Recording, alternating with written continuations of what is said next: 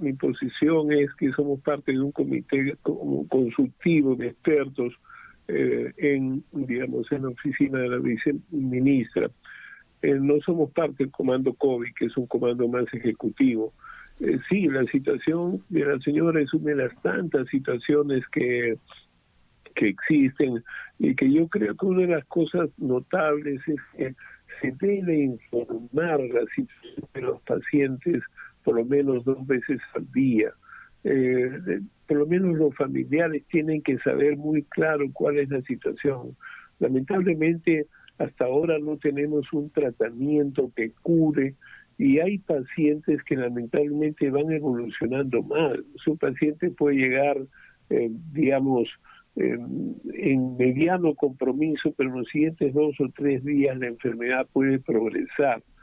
Entonces, una de las cosas que nosotros hemos insistido, y que ahora ya hay todo un enfoque global, es la necesidad de establecer tratamientos con oxígeno, y una de las grandes luchas debe ser que debe haber oxígeno en diversos niveles.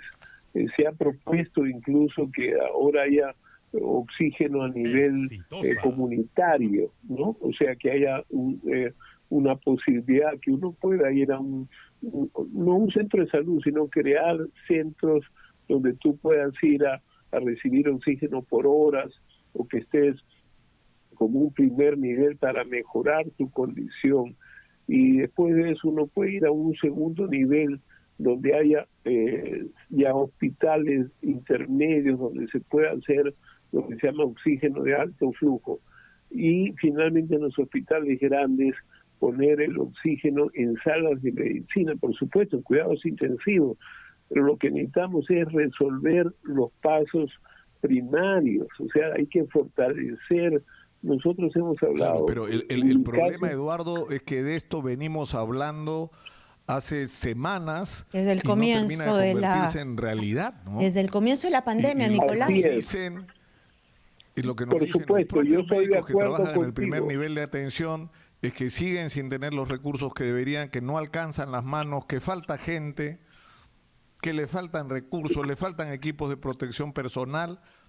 O sea, ¿qué tenemos que hacer? ¿Resignarnos a que simplemente la gente no va a recibir la atención en el momento oportuno y van a terminar como el esposo de la señora Celia, según todos los indicios, llegando demasiado tarde al hospital? Claro, por eso yo estoy de acuerdo. O sea, nosotros hemos insistido en varios temas que nos parecen cruciales. Comenzaré por este que estás comentando. La atención primaria tiene mucho personal, son el personal que hoy en día no está trabajando.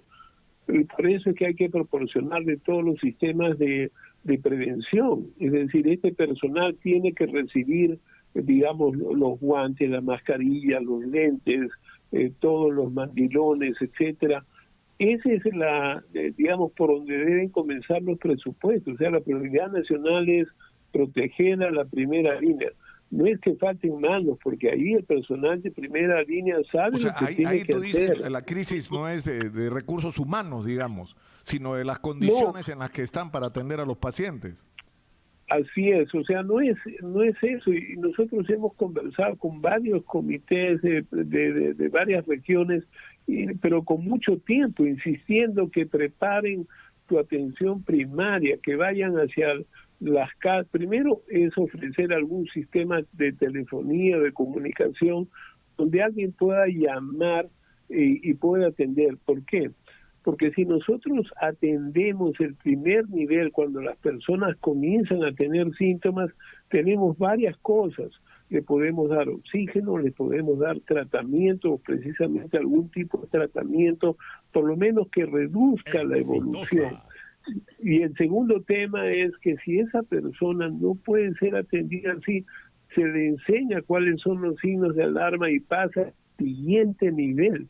Entonces, por ejemplo, los hospitales de la solidaridad, nosotros hemos hablado con varios alcaldes, ellos deberían apoyar, pero sorprendentemente los comandos COVID no se fortalecen. El comando COVID ha sido diseñado para dar la atención en cuidados intensivos y en hospitales de tercer nivel. Doctor. Pero tú usted no me dejará mentir, me imagino que la estrategia al comienzo fue pues empoderar el tema de cuidados intensivos y ahora por lo que he escuchado a la ministra Massetti, lo que van a hacer es bajar hacia el primer nivel de atención porque todos están de acuerdo que se necesita, pero se debería hacer mucho más rápido. Usted nos ha dicho esto bastantes veces, un sinnúmero de veces, se necesita hacer ya, porque o si no vamos a ver lo que está pasando en Arequipa. Pero mi pregunta va, estamos viendo que hay un repunte,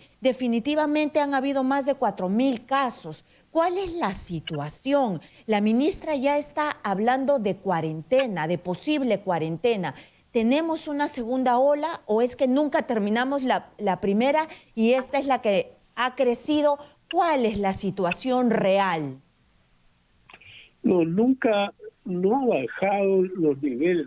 No podemos hablar de una segunda ola porque todavía no hemos terminado. O sea, si tú miras el número de casos, el Perú está arrojando 200 fallecidos por día y más o menos 4.000 personas infectadas por día. O sea, no hemos salido de ese nivel alto.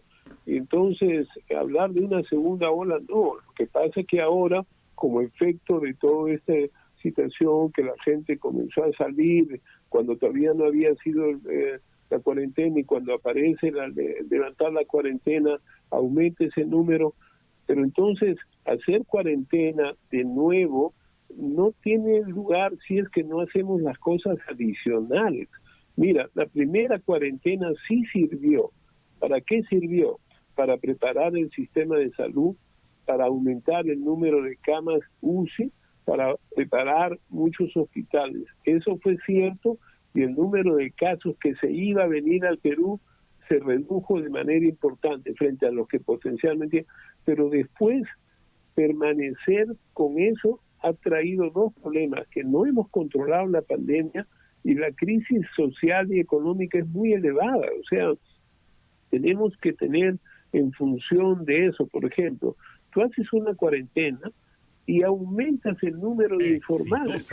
Si tú tienes un pequeño negocio, trabajas en un gimnasio, trabajas en una peluquería, etcétera, te cierran eso y ¿qué haces?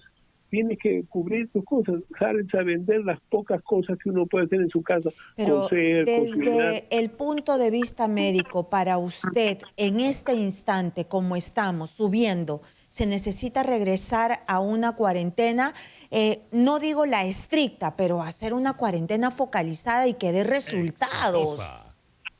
Claro, por eso la cuarentena tiene que venir con otros planes. Recuerda bien que Ica estaba en cuarentena, Arequipa estaba en cuarentena, pero han repetido, casi calcado lo que pasó en otros sitios. Es decir, no hay una actividad fuerte, solamente está en los hospitales terciarios. Y como dices tú, hace semanas venimos insistiendo en que los niveles primarios deben ser fortalecidos. Ninguna pandemia puede ser manejada si esos niveles no son fortalecidos. Y entonces el gobierno tiene que tomar decisiones de impulsar de manera notable todo lo que es atención primaria. Y en ese sentido... ¿Y el gobierno no está conectado con ustedes que son asesores del Comando COVID? ¿No quieren? Es decir, sentimos que entre lo que dicen y hacen hay un largo camino donde la gente se va muriendo. Lamentablemente es así, o sea, las decisiones políticas y la rapidez de hacerlo depende de los grupos de gobierno. Y en ese sentido, en Ica y en Arequipa, con todos ellos, hace semanas se ha hablado. O sea, yo soy iqueño y he dado más de 10 conferencias con la gente de Ica, insistiendo en varios aspectos que me parece importante de ir a las casas, de ayudar a las familias, de hacer los diagnósticos, de dar tratamientos caseros, hay que usar racionalmente el oxígeno, etcétera. Doctor, pero usted está hablando con el gobierno regional, ¿no? Pero si ya no actúan, no saben, se les va de las manos la pandemia, entonces debería entrar de una vez en una situación de emergencia a regir todo esto el MINSA.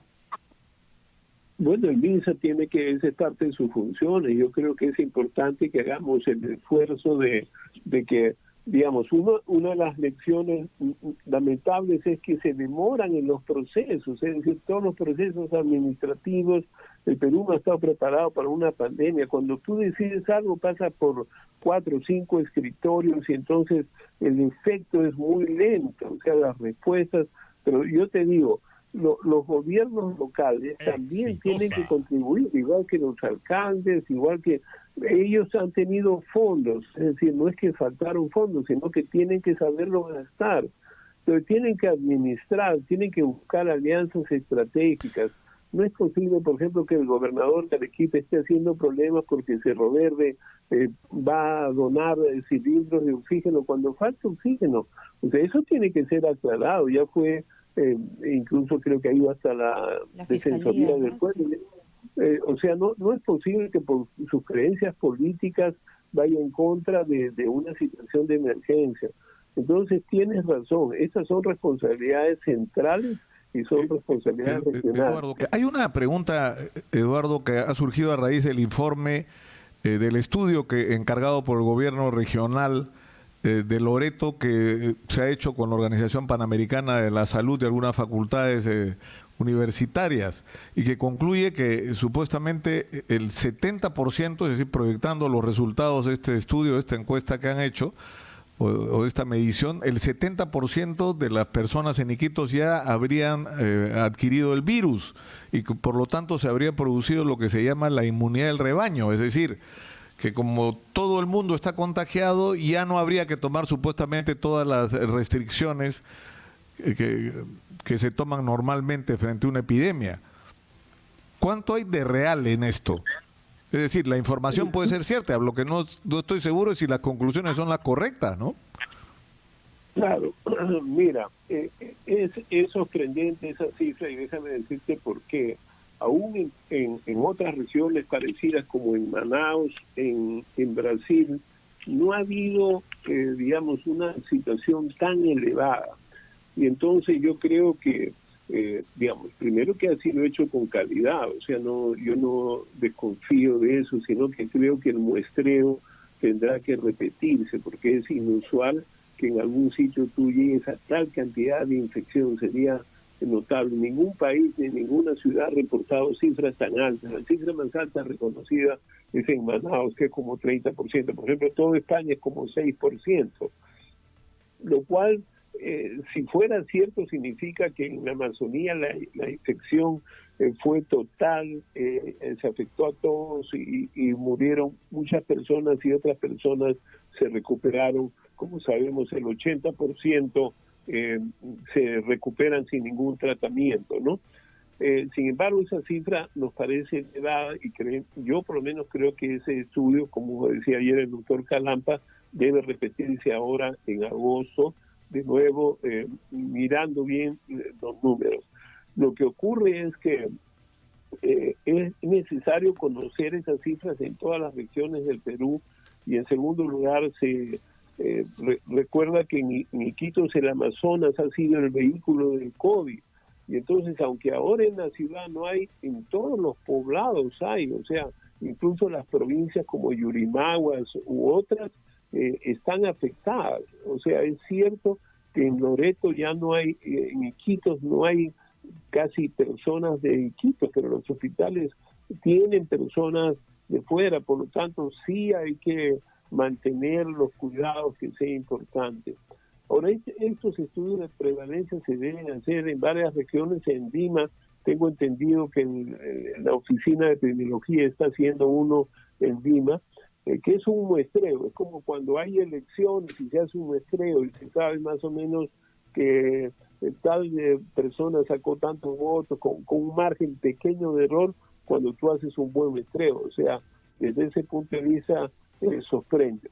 También pudiera ser que un número alto podrían ser pruebas que hubieran sido falsas positivas, cosa que tampoco creo, porque creo que han escogido pruebas de buena calidad.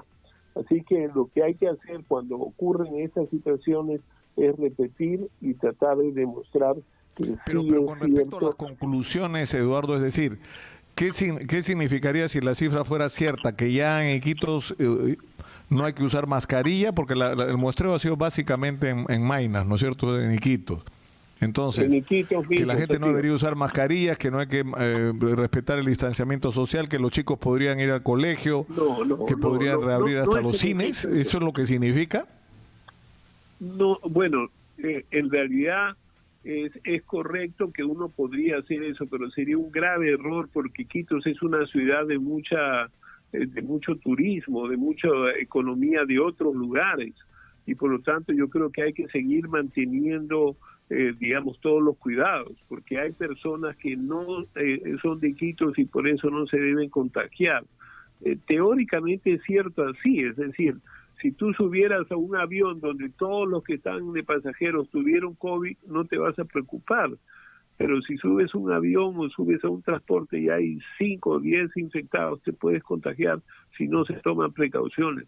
O sea, las precauciones deben quedar. La otra cosa que es importante es para hacer planificación de vacunación.